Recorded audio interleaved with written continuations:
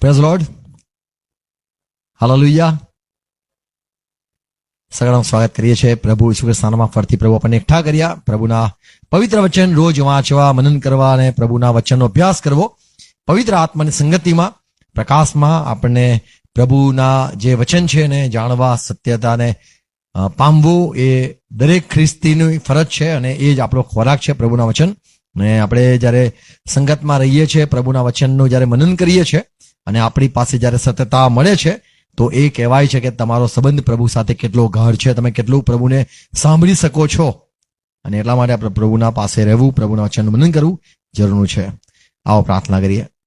પિતા, અમે પ્રભુ ઈસુ ખ્રિસ્તના નામમાં નમીએ છીએ, આજના દિવસ માટે આભાર માનીએ છીએ, સંગત આપી આભાર માનીએ છીએ. તમારા પવિત્ર વચનો અમે વાંચવા માંગીએ છીએ, સાંભળવા, સમજવા, મનન કરવા માંગીએ છીએ. અને પવિત્ર આત્મા તમારા પર અમે નિર્ભર છે.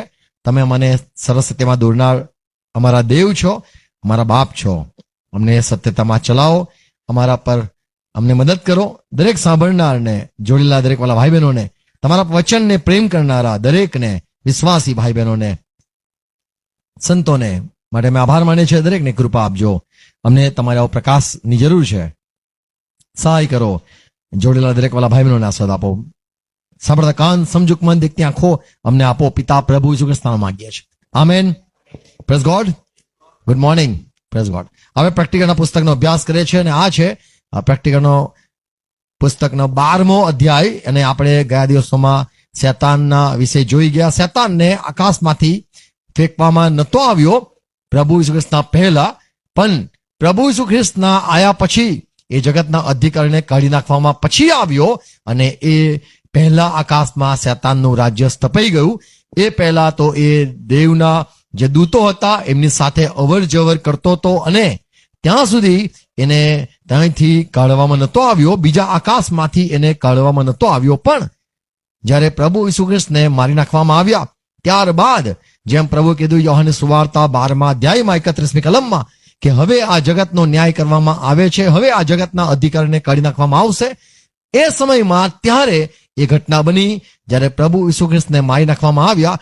ત્યારબાદ આ જગતના જે જ્ઞાની કહેવાતા, આ જગતના જે અધિકારીઓ કહેવાતા, તેમને પ્રભુ ઈસુ ખ્રિસ્તને મારવાના જે નુકસાન છે એનું એમને ખ્યાલ નહોતું. અને એટલા માટે લખ્યું છે કે આ જગતના અધિકારીને જો એ જ્ઞાનનું ખબર હોત તો તેઓ મહિમાવાન પ્રભુને વધ સમય ન જડત. પણ જડીને તેઓએ જે ભૂલ કરી અને એને પરિણામે જગતના અધિકારીને કાઢી નાખવામાં આવ્યો.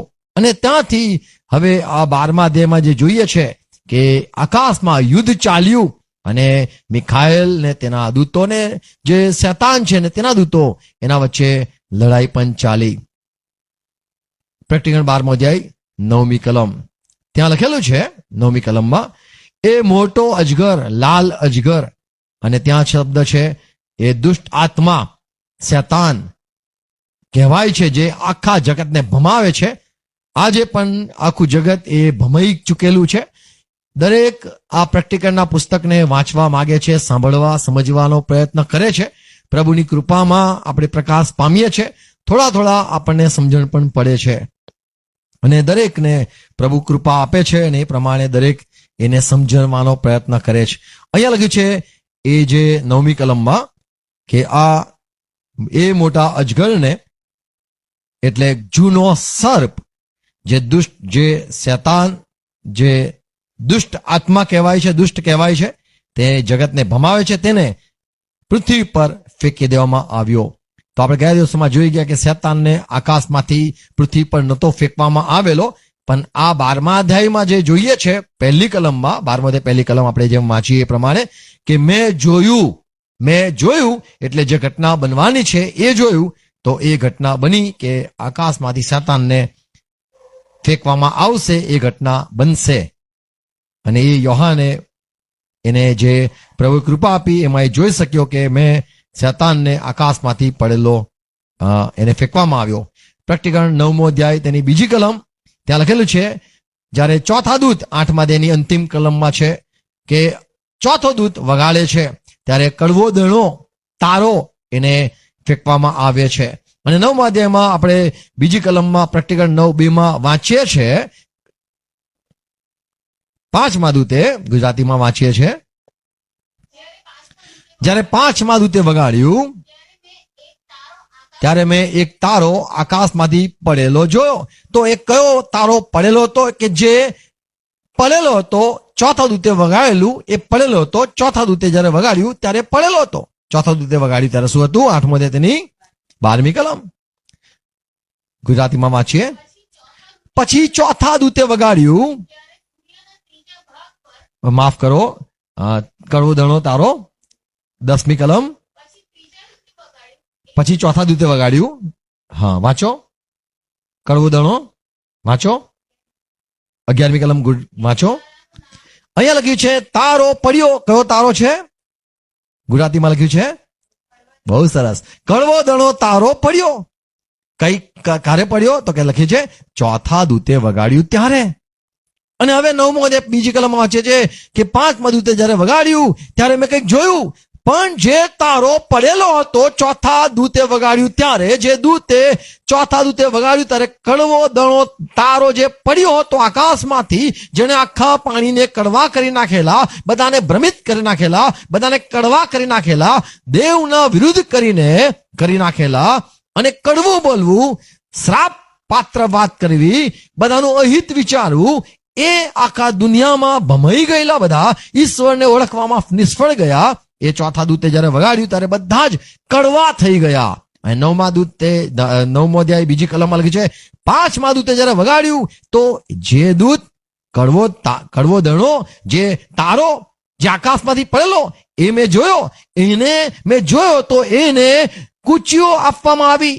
5મા દૂતે જયારે વગાડ્યું તો એને કૂચીઓ આપવામાં આવી. કયા દૂતને? કે જે ચોથા રણશિંગડામાં દૂત પડેલો. તો એ તારો, મોટો તારો જે પડેલો, એને કૂચીઓ આપવામાં આવેલી. તો અહીંયા આપણે જે પ્રેક્ટિકલ 12:9 વાંચીએ છે કે મેં એ તારાને પડતા જોયો કે જે ચોથા રણશિંગડા વાગવાનો હતો. એ ચોથું રણશિંગડું જે વાગવાનું હતું એ અહીંયા સ્પષ્ટ કરે છે યોહાન કે એ તો કોણ છે? આખા જગતને ભમાવનાર. એ કોણ છે? દુષ્ટ આત્મા. કોણ છે? જૂનો સાપ. જૂનો સાપ એટલે જેના સંબંધમાં હવા અને શૈતાન સાથે જે શ્રાપની વાત પ્રભુએ કરી. ઉત્પત્તિ તેના 3 અધ્યાય 15મી કલમમાં, સ્ત્રી તારી અને આ સાપ જે છે જૂનો સાપ, એના વચ્ચે હું વેર કરાવીશ અને તે તારું માથું છૂનશે ને તું એની એડી છૂનશે. એ વાત આપણને ત્યાં પ્રેક્ટિકલ, માફ કરો, ઉત્પત્તિ 3 અધ્યાય તેની 15મી કલમમાં આપણે વાંચીએ છીએ. ગુજરાતીમાં તારી સાપને પ્રભુ કીધું તારી. અહીંયા શબ્દ જે આપણે 12મો અધ્યાય 9મી કલમ વાંચ્યું, કોણ?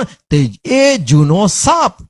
જૂના સાપ વિશે અહીંયા જે વાત છે, જૂનો સાપ એ કોણ? કે જે એદન વાડીમાં ભમાવતો હતો. હવા પહેલી હતી કે જેને ભમાવવામાં આવી. અને એટલા માટે પાઉલ પણ કહે છે 11મા અધ્યાયમાં 2 કોરિન્થીમાં કે તે ભમાવનાર કે જેને હવાને ભમાવી. મને બીક લાગે છે કે તમને પણ ના ભમાવી દે, તો પસંદ કરેલાને પણ ભમાવી શકે એવી શક્તિ ધરાવનાર આ જે છે અજગર, જે ગરડો સાપ, એને ફેંકવામાં આવ્યો. પ્રેક્ટિકલ 12મો અધ્યાય 9મી કલમ. મોટો અજગર એટલે ગરડો સાપ, દુષ્ટ અને શૈતાન કહેવાય છે. પ્રેક્ટિકલ 11મો અધ્યાય 7મી કલમ. એ શું કરે છે? તો એ ઊંડાણમાંથી જે શ્વાપદ નીકળે છે એને ઉઘાડે છે, એને બહાર લાવે છે. પ્રેક્ટિકલ 9:11. પ્રેક્ટિકલ 9:11. ઊંડાણનો જે દૂત છે તે તેઓનો રાજા છે અને તેનું નામ હિબ્રુ ભાષામાં અબદોન અને ગ્રીક ભાષામાં અપોલોન છે, એટલે સંહારક છે. તો જે ઊંડાણનો દૂત છે એને કાઢવાની કૂચીઓ આપણે જેમ જોઈ ગયા 9મો અધ્યાય તેની 2 કલમ પ્રેક્ટિકલ 9:2 કે કૂચીઓ આપવામાં આવી. જે દૂત ઉપરથી પડ્યો ત્યારબાદ ખ્રિસ્ત વિરોધી આવે છે, જે ઊંડાણનો દૂત અને જે રાજા કહેવાય છે, જે ઊંડાણનો રાજા કહેવાય છે, એને બહાર લાવનાર જે છે એ આ છે, જે શૈતાન અથવા તો જે આપણે કહીએ છીએ અજગર. અજગરે સ્વાપદને બહાર લાવે છે. કેમ લાવે છે? તો આપણે ગયા દિવસોમાં જોઈ ગયા પ્રકટીકરણ 11:7 એ ઊંડાણમાંથી જે સ્વાપદ નીકળે છે એને લાવનાર કોણ છે? તો આપણે 9મો અધ્યાય બીજી કલમ જોઈ ગયા. એમાં લખેલું છે ઊંડાણમાં ની કૂચીઓ જે અજગરને આપવામાં આવી, જે તારાને આપવામાં આવી, અને એને ઊંડાણની કૂચીઓથી જે અંદરથી જે નીકાળ્યા એમાં આ જે અપોલોન અથવા અબ્દોન કહેવાય છે સંહારક, એ રાજાને બહાર કાઢ્યો. અને પ્રકટીકરણ 11:7 આપણે વાંચ્યું, ગયા દિવસોમાં વાંચ્યું, જે સ્વાપદ ઊંડાણમાંથી નીકળે છે તે બંને સંતો સામે લડવાનો છે અને તેઓને હરાવી દેશે અને તેમને મારી પણ નાખશે. તો આ જે આકાશમાંથી જે શૈતાન છે અને જે અજગર છે એને ફેંકવામાં આવવાનો છે. અને ત્યારબાદ એ સ્વાપદને, ખ્રિસ્ત વિરોધીને અને જે બે સંતોને મારી નાખ્યા એ બહાર નીકળવાનો છે.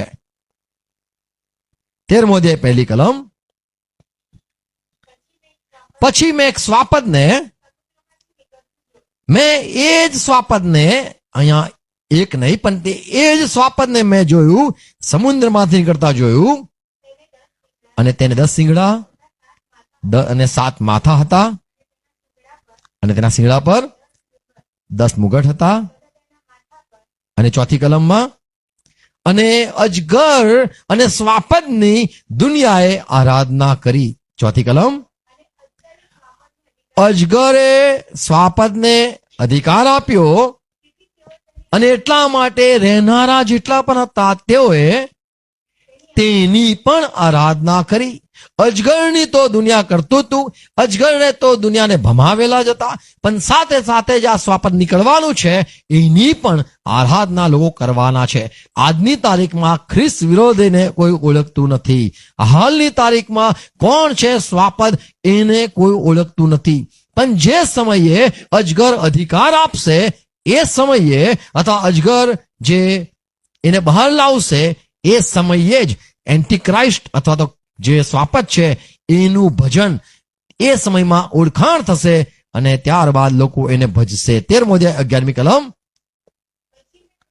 પછી મેં બીજું પૃથ્વીમાંથી એક સ્વાપદ જોયું, બીજા એક સ્વાપદને નીકળતા જોયું, અને તેને હલવાના જેવા 2 શિંગડા હતા, અને અજગરની પેઠે તે બોલતું હતું. તો અહીંયા આપણે જે પ્રકટીકરણ 12મો અધ્યાય 9મી કલમમાં જોયું, એને પૃથ્વી પર ફેંકવામાં આવ્યો. આ ઘરડા સાપને ફેંકવામાં આવ્યો, અને એ જે કામ કરે છે એના વિશે મેં તમને કીધું કે શું કામ ફેંકવામાં આવ્યો. તો એ એટલા માટે ફેંકવામાં આવ્યો કે તે ચાહે એને બહાર લાવીને લડે. કારણ કે 2 સેવકો જે છે જે ઇઝરાયલને બચાવવા માટે આવેલા છે, ઉદ્ધારકો ઇઝરાયલમાંથી, સિયોનમાંથી જો ઉદ્ધાર કરનાર આવશે. રોમનના પત્રમાં 11મા અધ્યાયમાં જેમ લખેલું છે 26મી કલમમાં કે ઉદ્ધારકર્તાઓ આવશે. રોમન પત્ર તેનો 11મો અધ્યાય તેની કઈ કલમ છે? વાંચો. 24મી કલમ. કઈ કલમ છે ગુજરાતીમાં? 26મી કલમ. ના, મેં ગુજરાતીમાં બોલ્યો સિયોનમાંથી. કઈ કલમ છે? 26મી. વાંચો. સિયોનમાંથી ઉદ્ધાર કરતા આવશે. તો સિયોનને બચાવવા માટે, યરુશલેમને અથવા પ્રભુના લોકોને બચાવવા માટે ઉદ્ધાર કરતા આવશે. હવે આ કોઈ પ્રભુ ઈસુ ખ્રિસ્તને માટે ભવિષ્યવાણી નથી, પણ આ તમામ ઇઝરાયલ તાણ પામશે એની વાત છે. તો ઉદ્ધારકો ઇંગ્લિશમાં છે ડિલિવર્સ, એટલે જે ઉદ્ધાર કરતાઓ છે એ શબ્દ વપરાયો છે. ઉદ્ધાર કરતા નહીં, પણ શબ્દ શું છે? ઉદ્ધાર કરનારા. ઉદ્ધાર કરનારા બહુવચનમાં શબ્દ છે. ઉદ્ધાર કરનારાઓ આવશે અને તેઓ તમામ ઇઝરાયલને બચાવશે. તો જે શૈતાનને ફેંકવામાં આવવાનો છે એ પહેલા આ ઇઝરાયલ એ ગર્ભવતી અથવા તો આ સ્ત્રી જે છે એ ગર્ભવતી ક્યારે થશે? જ્યારે આ ઉદ્ધારકર્તાઓ આવશે. જૂના કરારમાં કેટલી બધી જગાએ આ ઉદ્ધારકર્તાઓ માટે એક પવિત્ર બીજા પવિત્રને કહ્યું, અથવા તો જે મેમનો હતો જે મેઢો હતો એના 2 શિંગડાની વાત પણ લખેલી છે. તો આ જે ઇઝરાયલ છે એ બચવા માટે, ગર્ભવતી થાય માટે જ આ સંતો આવવાના છે. અને સંતો જેવા આવશે અને શૈતાનને બહુ જ તકલીફ પડશે કે હવે ઇઝરાયલ બચવા માંગે છે, ઇઝરાયલમાં ઉદ્ધારકો આવી ગયા છે અને હવે મારે કશું કરવું પડશે. અને એટલા માટે જ તે પૃથ્વી પર એને ફેંકવામાં જ્યારે આવ્યો, આકાશમાં લડાઈ જાગી, પણ એ પૃથ્વી પર આવે છે અને એનો મકસદ એ છે કે હવે હું આ યરુશલેમને બરબાદ કરી નાખું અને આખા જગતને જે ભમાવે છે તેને પૃથ્વી પર ફેંકવામાં આવ્યો. અને એનું કામ રહેશે કે જે સ્વાપત છે એને બહાર કાઢશે. સ્વાપત કોણ? કે જે રાજા કહેવાય છે, જે સંહારક છે, જે તીડોનો રાજા છે, જેટલા પણ પેટાળમાં છે એને શિર બનાવવામાં આવશે, એમના ઉપર અધિકાર એને આપવામાં આવશે, ખ્રિસ્ત વિરોધીને. અને બધા જ એ ખ્રિસ્ત વિરોધી સ્વાપદને ભજન કરશે, એટલે એની બધા આજ્ઞા માનશે. અને ત્યારે આ જે ઇઝરાયલ છે, જે બચી ગયા છે 1,44,000 સંતો, તેઓ એક નર બાળક તરીકે આપણે ગયા દિવસમાં જોઈ ગયા, એક સ્ત્રીને નર બાળક અવતર્યું, એને ગળી જવા માટે એ આ જે અજગર છે એ હવે ઉભો થશે. 10મી કલમ પ્રકટીકરણ 12:10. ત્યારે મેં આકાશમાં મોટી વાણી સાંભળી, હવે તારણ સામર્થ આપણા યહોવા દેવનું અને તેના જે ખ્રિસ્ત છે એનું સામર્થ, એનું અધિકાર આવ્યો છે. અને જે આપણા ભાઈઓ પર રાત દિવસ દોષ મૂકતો હતો એને પૃથ્વી પર ફેંકવામાં આવેલો છે. એટલે આકાશો આનંદ કરો. 10મી કલમ. હવે ત્યારે મેં આકાશમાં મોટી વાણી બોલતા સાંભળી, હવે તારણ, પરાક્રમ અમારા દેવનું રાજ્ય તથા તેના ખ્રિસ્તનો અધિકાર આવ્યો છે. તો ક્યારે અધિકાર આવ્યો? ક્યારે અધિકાર આવ્યો? દેવનો અધિકાર, ખ્રિસ્તનો અધિકાર ક્યારે આવ્યો? તો કે છે જ્યારે શૈતાનને જે ભમાવે છે આખા જગતને, રાત દિવસ દોષ મૂકે છે, જૂનો સાપ, દુષ્ટાત્મા, શૈતાન કહેવાય છે, એ બધી ઓળખાણ અહીંયા આપણે 12મા અધ્યાયમાં જોઈએ છે. તો શૈતાનને ફેંકવામાં આવ્યો. અને 11મી કલમ લખી છે, અને પણ શું થયું? જે લોકો પૃથ્વી પર હતા તેઓએ હલવાના લોહીથી અને પોતાની સાક્ષીથી પોતાના જીવને પણ વાલા ન ગણ્યા અને આ શૈતાન પર જય પામ્યા. લોકો જે નર બાળક અવતરી ગયું છે એ લોકો જય પામે છે. 12મી કલમ. અને એવું કહેવામાં આવ્યું, આકાશો આનંદ કરો, કેમ કે શૈતાન અને આનંદ કરો, પણ પૃથ્વી પરના રહેનારાઓને અફસોસ, કેમ કે શૈતાન હવે પૃથ્વી પર આવ્યો છે, તે જાણે છે, તેના માટે થોડો સમય રહેલો છે. તો અહીંયા 12મી કલમમાં જોઈએ છે કે શૈતાનનો સમય ની વાત છે. અને શૈતાન પૃથ્વી પર આવ્યો એટલે હવે આકાશમાં એને કોઈ પણ સ્થાન નહીં. હવે પૃથ્વી પરથી એ પોતાની સત્તા ચલાવશે. 13મી કલમ. જ્યારે અજગરે જોયું મને પૃથ્વી પર ફેંકવામાં આવ્યો છે, ત્યારે જે સ્ત્રીને નર બાળક અવતરેલો, હવે આ સ્ત્રીને સતાવે છે. અને જે ઉત્પત્તિ 3:15 લખેલું છે, સ્ત્રી તારી, સાપ તારી અને સ્ત્રીના વચ્ચે વેર કરાવીશ. અને અહીંયા જોઈએ છે આ સ્ત્રી પર ગુસ્સે થયો. પહેલા શૈતાનને ખબર નથી કે સ્ત્રી પર ગુસ્સે થવાનું, સ્ત્રી સાથે યુદ્ધ કરવાનું, એને ખબર નથી અને હવાને માનતો હતો. પછી આગળ જતા જેટલા બી સ્ત્રીઓ આવી એ દરેક પર એનો ગુસ્સો હતો અને એને લાગ્યું કદાચ આ સ્ત્રી છે જેના સાથે મારે વેર કરવાનું છે. પછી બાળકો થવા લાગ્યા અને એ યુદ્ધ કરવા લાગ્યો. એને લાગ્યું કદાચ આ સ્ત્રી છે અથવા આ સ્ત્રી હશે, એનો દીકરો મારું માથું છૂંદશે. અને શૈતાન રાહ જોયા કરતો હતો. એને ખબર નહીં કે કઈ સ્ત્રી છે કે જેનું બાળક અવતરશે અને મને બહુ જ તકલીફ પડશે. એવા કયા લોકોને પેદા કરવાની છે સ્ત્રી, કયા છોકરાને પેદા કરવાની છે કે જે મને હેરાન કરશે. તો અહીંયા જે સમય બનવાનો છે 12મા અધ્યાય 13મી કલમમાં, અજગરને ખબર પડી મને ફેંકવામાં આવ્યો છે, ત્યારે તે સ્ત્રી પર જેને નર બાળક અવતરેલો એના પર ગુસ્સે થયો. 13મી કલમમાં છે સ્ત્રી પર ગુસ્સે થયો. તો આ બની ગયેલી ઘટના નથી, આ મરિયમ નથી કે નહીં આ મંડળી, પણ આ નર બાળક જેને અવતરે છે એ તો 1,84,000 સંતોની જે માં એટલે ઇઝરાયલ છે, અને આ ઇઝરાયલ પર આ અજગર ગુસ્સે થયો. આગળ વધુ આપણે એનો ખુલાસો કરીશું, અને જો તમને પ્રશ્ન હોય તો તમે કરી શકો છો. God bless you. Thank you. આવો પ્રાર્થના કરીએ. પિતા, અમે પ્રભુ ઈસુ ખ્રિસ્તના નામમાં નમીએ છે. આભાર તમારી બધી મહેરબાની માટે. અમારી પાસે જૂનો કરાર, નવો કરાર આવી ગયો. આભાર. એવા લોકો છે કે જે લોકો ફક્ત જૂનો કરાર, મૂસાના નિયમને પાડનારા, દેવને માનનારા, દેવની આજ્ઞા પાડનારા લોકો છે, જે આજ સુધી પ્રભુ ઈસુ ખ્રિસ્તનો સ્વીકાર નથી કર્યો, કૃપા નથી થઈ, ઉદ્ધારકો નથી આવ્યા, સંદેશા નથી પહોંચ્યા. પ્રભુ, અમે તમારા વચન પ્રમાણે આ બધી વાતને સાંભળી કે હજુ આજે બાકીના સંતાન છે, જે લોકોને તમે પ્રેમ કરો છો, તમામ ઇઝરાયલ તાણ પામે તમારી ઈચ્છા છે. ઓ પ્રભુ, દાનના કુંડને પણ તમે હઝીકેલના પુસ્તકમાં વાંચીએ છીએ, એમને પણ તમે જમીન આપી. ઓ પ્રભુ, પ્રાર્થના છે તમારા જેટલા પણ લોકો છે, હા, જે ઇબ્રાહિમના સંતાન છે પણ હજુ સુધી વચન પ્રમાણે જન્મ્યા નથી, એ દરેક પણ તાણ પામે તમારી ઈચ્છા છે. ઓ પ્રભુ, તમારા લોકો તાણ પામે, તમારા લોકો બચી જાય, તમારા લોકો માટે જે વ્યવસ્થા કરી છે, આભાર.